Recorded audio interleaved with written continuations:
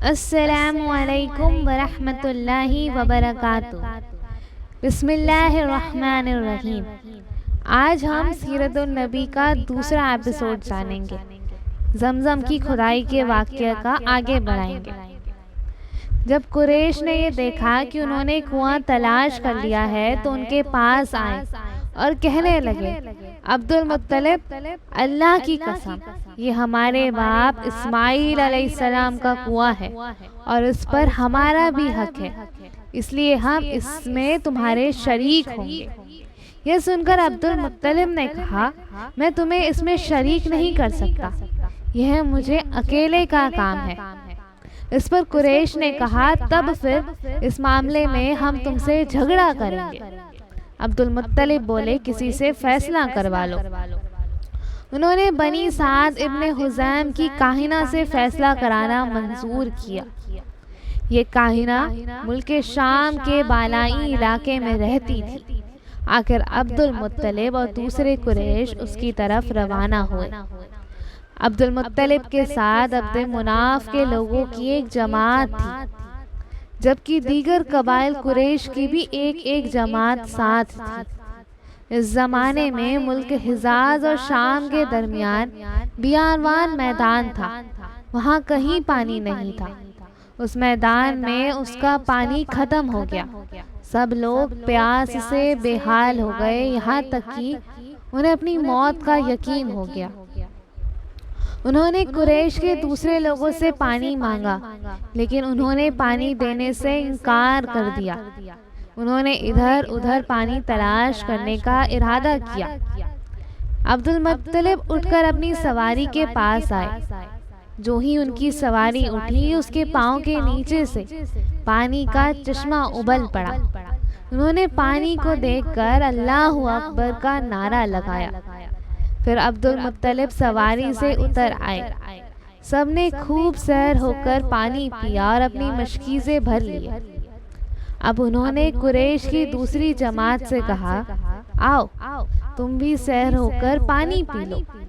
اب وہ بھی آگے آئے اور خوب پانی پیا۔ پانی پینے کے بعد وہ بولے، اللہ کی قسم، اے عبد المطلب، یہ تو تمہارے حق میں فیصلہ ہو گیا۔ اب ہم زمزم کے بارے میں تم سے کبھی جھگڑا نہیں کریں گے۔ جس ذات نے تمہیں اس بیابان میں سیراب کر دیا، وہی ذات تمہیں زمزم سے بھی سیراب کرے گا، اس لیے یہیں سے واپس چلو۔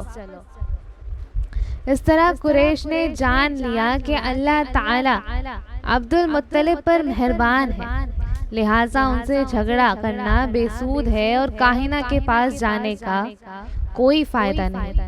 چنانچہ سب لوگ واپس لوٹنے لگے۔ واپس آ کر عبد المطلب نے پھر کنویں کی کھدائی شروع کی۔ ابھی تھوڑی سی کھدائی کی ہوگی کہ مال و دولت، تلواریں اور زرہ نکل آئی۔ اس میں سونا اور چاندی وغیرہ بھی تھے۔ یہ مال و دولت دیکھ کر قریش کے لوگوں کو لالچ نے گھیر لیا۔ انہوں نے عبد المطلب سے کہا، عبد المطلب، اس میں ہمارا بھی حصہ ہے۔ ان کی بات سن کر عبد المطلب نے کہا، نہیں، اس میں تمہارا کوئی حصہ نہیں، تمہیں انصاف کا طریقہ اختیار کرنا چاہیے۔ آؤ 500 کے تیروں سے قرع ڈالیں۔ انہوں نے ایسا کرنا منظور کر لیا۔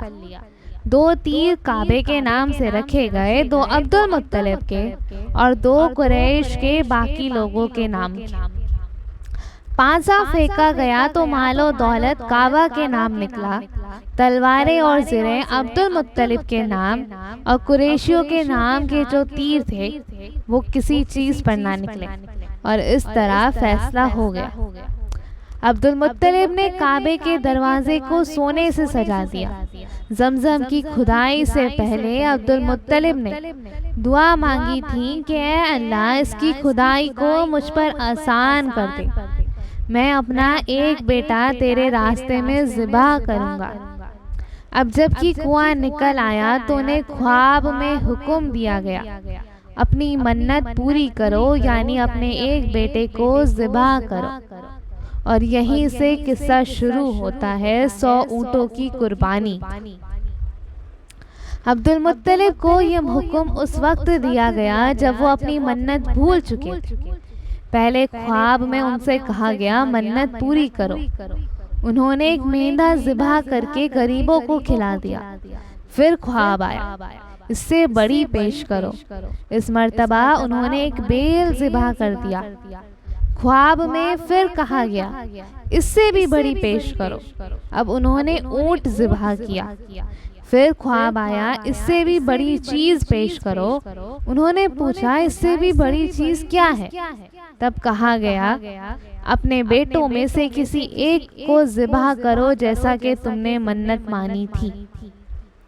اب انہیں اپنی منت یاد آئی، اپنے بیٹوں کو جمع کیا، ان سے منت کا ذکر کیا۔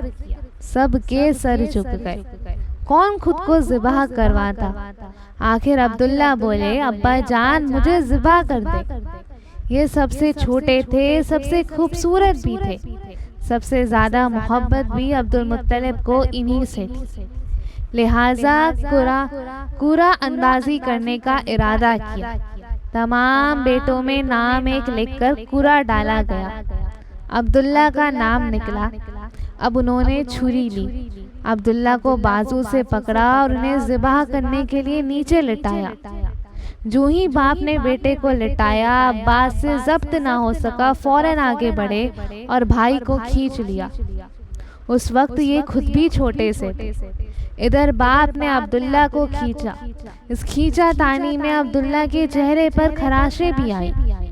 ان خراشوں کے نشانات مرتے دم تک باقی رہے تھے۔ اس دوران بنو مخزوم کے لوگ اکٹھا ہو گئے۔ انہوں نے کہا آپ اس طرح بیٹے کو ذبح نہ کریں، اس کی ماں کی زندگی خراب ہو جائے گی۔ اپنے رب کو راضی کرنے کے لیے بیٹے کا فدیہ دے دیں۔ اب سوال یہ تھا کہ فدیہ کیا دیا جائے۔ اس کی ترکیب یہ بتائی گئی کہ ایک کاغذ پر 10 اونٹ لکھے جائیں، دوسرے پر عبداللہ کا نام لکھا جائے۔ اگر 10 اونٹ والی پرچی نکلے تو 10 اونٹ قربان کر دیے جائیں، اگر عبداللہ والی پرچی نکلے تو 10 اونٹ کا اضافہ کر دیا جائے، پھر 20 اونٹ والی پرچی اور عبداللہ والی پرچی ڈالی جائے۔ اب اگر 20 اونٹ والی پرچی نکلے تو 20 اونٹ قربان کر دیے جائیں، ورنہ 10 اونٹ اور بڑھا دیے جائیں۔ اس طرح 10-10 کر کے اونٹ بڑھاتے جائیں۔ عبد المطلب نے ایسا ہی کیا، 10-10 اونٹ بڑھاتے گئے۔ ہر بار عبداللہ کا نام نکلتا چلا گیا، یہاں تک کہ اونٹوں کی تعداد 100 تک پہنچ گئی۔ تب کہیں جا کر اونٹوں والی پرچی نکلی۔ اسی طرح ان کی جان کے بدلے 100 اونٹ قربان کیے گئے۔ عبد المطلب کو پورا اطمینان ہو گیا کہ اللہ تعالیٰ نے عبداللہ کے بدلے 100 اونٹوں کی قربانی منظور کر لی ہے۔ انہوں نے کعبہ کے پاس 100 اونٹ قربان کیے اور کسی کو کھانے سے نہ روکا، سب انسانوں، جانوروں اور پرندوں نے ان کو کھایا۔ امام زہری کہتے ہیں کہ عبد المطلب وہ پہلے آدمی ہیں جنہوں نے آدمی کی جان کی قیمت 100 اونٹ دینے کا طریقہ شروع کیا۔ اس سے پہلے 10 اونٹ دیے جاتے تھے۔ اس کے بعد یہ طریقہ سارے عرب میں جاری ہو گیا، گویا قانون بن گیا کہ آدمی کا فدیہ 100 اونٹ ہے۔ جب نبی کریم صلی اللہ علیہ وسلم کے سامنے یہ ذکر آیا تو آپ نے اس فدیے کی تصدیق فرمائی، یعنی فرمایا کہ یہ درست ہے، اور اسی بنیاد پر نبی کریم صلی اللہ علیہ وسلم فرماتے ہیں میں 2 ذبیحوں یعنی حضرت اسماعیل علیہ السلام اور حضرت عبداللہ کی اولاد